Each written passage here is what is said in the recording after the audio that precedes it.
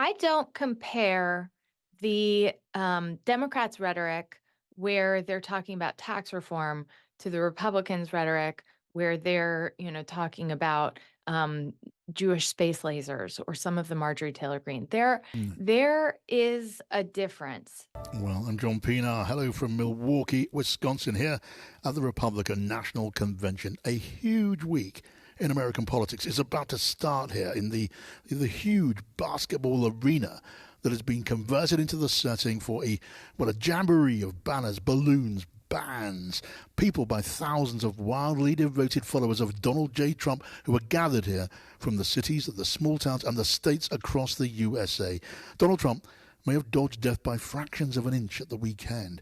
He's been saying that was about divine intervention. What it certainly turned out to be was a golden political opportunity, and the former president is seizing it with both hands. He's addressing this convention and the country a little later on this evening. He is now expected to strike an entirely new note of national unity after the failed assassination attempt, which certainly transformed the tone and the character of the election race. Joe Biden, of course, this story almost submerged by what has been happening in recent days, is under enormous pressure over his fitness, mental and physical, for office. Well, President Biden made his own address to the nation last night. That's Joe Biden addressing the nation last night. Now, let me welcome to the program Johanna Maska, who's chief executive of Global Situation Room and a former aide to President Barack Obama. Johanna, welcome. Great to join you. Johanna, could you first of all give me your analysis of the implications and the impacts of that assassination attempt at the weekend? Well, look, at the beginning of this campaign, we saw the Republicans were not united. There was a lot of questions about whether the Nikki Haley voters would support Donald Trump. With the assassination attempt, you saw political violence in the country that we haven't seen really since 1981. And it's surely going to have a chilling effect and most likely a unifying effect for the Republicans. Now, Donald Trump has also come out of this looking like he's going to take a slightly different tact than we've seen him before. He's been saying that he's going to change his address and that he's going to make it more unifying. They've offered Nikki Haley a speaking slot. And so I think you're going to see this week a Republican convention that shifts the tone. I certainly hope it shifts the tone away from, more division and really seeks to unify the Republican Party and then appeal to those independent voters who are very important this election cycle. Right. We've been discussing on the show, well, just a short while ago, a new opinion poll. There are many opinion polls I know, but there's a new one published by The Times, which suggests that the Republicans and Donald Trump is now ahead of the game in all of those key battleground states. Do you feel momentum is now swinging decisively behind Donald Trump? It is, but it's still early. I mean, it's 100 days out. The Democrats are quite divided. I was with President Biden last week at the press conference that he held at NATO. I wanted to see him myself. I have come out and said after that debate performance, I think he should pass the torch to another Democrat who can really make the case for Democratic policy. I didn't change my opinion when I saw him last week. And this weekend, those, actions that happened at the Trump rally, that didn't change my opinion either.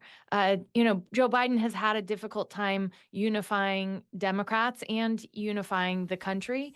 And so I think, we're going to have a month before the Democratic convention. We're likely to see him and or some other candidates from the Democratic Party try to rally that Democratic base. Some things could change. Certainly, if they change their candidate, I think a lot of things could change. But look, it's, the case will be made from September until November here in America, despite our very long process. So I wouldn't read too much in the polls. I would say that the enthusiasm is not there for Biden in the same way it is for Trump, which is another reason I'm calling on him to step aside. Right, and you seem to recognize that the assassination attempt will have an effect of, at the very least, an immediate spike in the opinion polls in Donald Trump's favor. And the blanket coverage that we'll be seeing this week from the Milwaukee National Convention, that kind of exposure brings another spike in the polls too. Do you see the pressure on Joe Biden from those closest to him now building up significantly as the polls go the wrong way and the odds seem to lengthen against Joe Biden turning things round? He said at that press conference last week, three things that I think are notable and not getting enough coverage. He said that he knows that he's the best to govern. He thinks he's the best to win. And if his team shows him that he cannot win, that he does not have a path, that he would reevaluate. Now, the question is not whether those polls or whether that data exists to convince him. It's if someone in his inner circle is going to show that to him. Right. I thought that the build of all the momentum of a lot of congressional leaders coming out would influence that decision. Right now, they're distracted. They have to be. They've got a Secret Service independent report that will come out. They've got to figure out what went wrong in this event that led to the assassination attempt. And so they've got, a number of things that are going on, and probably the polls are not first and foremost, but they will see, as the RNC takes off, as people tune in to the Republican convention, there are going to be people who have done this for a long time in campaign politics, watch the meter. And if they see that they're so far behind in Michigan at the end of this week, I think they've got to reevaluate and they've got to give him that true information so he can make an informed decision. Okay, so you take the view it's going to be up to a really small number of very, very importantly placed people to change Joe Biden's mind, because clearly from everything we've seen, it's his mind that needs to be changed. You used to work for Barack Obama. Will he be one of those people? I actually don't think so. I think Really? it's more likely to be Ron Klain, the Jen O'Malley Dillon, who's his campaign chief, some of the people who are still very close to him. President Obama, there's a lot of us who are Democrats who have wanted him to be more engaged and more involved. I know that he's searching for the future of the leadership because he's asking people who are those future leaders. He's every time anyone from his orbit is running for office, they're sending out notes. They're telling people to get engaged and that we should support each other getting involved in politics. So he's very much trying to fuel the next generation, but I don't think he's going to be the one who leans heaviest on this. I think he's going to take the step back and support whoever the Democratic nominee is in November. Is that then because there may be I don't know if bad blood is the right way to put it, but maybe just a little bit of a froideur between Barack Obama and Joe Biden? I think it's true, isn't it, that Joe Biden rather resented the way that he was passed over in favor of Hillary Clinton back then? Well, there's no one who gets in politics that doesn't have some degree of arrogance or some ability. They believe that they can do it better than everyone else, or they wouldn't be in it.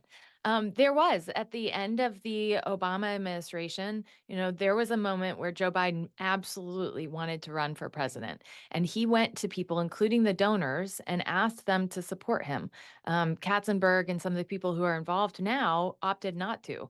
They saw then Hillary Clinton lose to Donald Trump. That's why most of them were very supportive again of him running against, Donald Trump this next time. That has softened in the aftermath of the debate because people are going, okay, well, we saw that last time, but oh dear, I don't think we're seeing the same Joe Biden this time around. And so, whether he can hold those donors is also very important to the ability for the campaign to reach independent voters. Look, I wonder, just last one on this point, if it's not going to be Barack Obama, you mentioned Ron Klein, a former senior White House official, isn't it ultimately about Joe Biden's wife Jill, maybe his sister Valerie? And can you see any circumstances in which those two turn the tide? I do think those two are incredibly important. They have been with Biden forever. He relies on a staff that's very close knit, who he's known since his Senate days. And those people, the circle's getting smaller.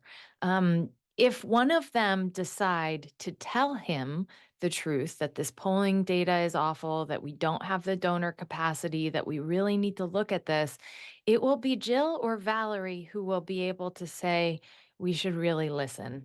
Mm. And I hope they do. I think everybody knows, Donald Trump may look different at this RNC, but we know that there are some elements that have not changed. He refused to see the election loss in 2020. He has had a vengeance out for people. Look, I hope he's a changed individual, but it's going to take some real, jujitsu to change that much and to not be the same politician that he was just, on Friday compared to Saturday. Okay, we'll see how I that still plays out. believe, Last yeah. one. Joe Biden spoke in his address to the nation of the need to cool the debate. We know now that Donald Trump, he'll be speaking later, he wants to present himself as a unifier. Now, what about the Mhm. Democrats? Do the Democrats need to moderate and change their tone too? And if that's so, in what way? I don't compare the Democrats' rhetoric where they're talking about tax reform to the Republicans' rhetoric where they're, talking about Jewish space lasers or some of the Marjorie Taylor Greene. Mm, There is a difference. I would say that some of our followers on the Democratic side have said some awful things in the aftermath of this assassination attempt, and I've heard them, and I think they need to stop. And I would encourage all leadership in the Democratic Party to make sure that no one is emboldened right now to say awful things like, there's been speculation of whether this could have been planned. And, we need to get to the mm. facts No, and those stop any of conspiracy these theories, conspiracies. Joanna, were clearly Yeah. ludicrous. But the sort of rhetoric we also get from the Democratic side about Donald Trump being a threat to the republic itself, about being poised, and you hear this from Joe Biden too, about hoping and wanting to become the dictator of America. Are there any regrets to be voiced about that sort of language at all? If he hadn't led an insurrection on the Capitol, I don't think you would have Democrats saying that. This is heightened. It's got to, we've got to take a step back. But I do not believe that these two men, who we've known very well, who have had action for a long time, are going to be the ones who are going to take a step back. So that's again why I would encourage the Democrats to get a new candidate so that we can have a fresh face in this election cycle.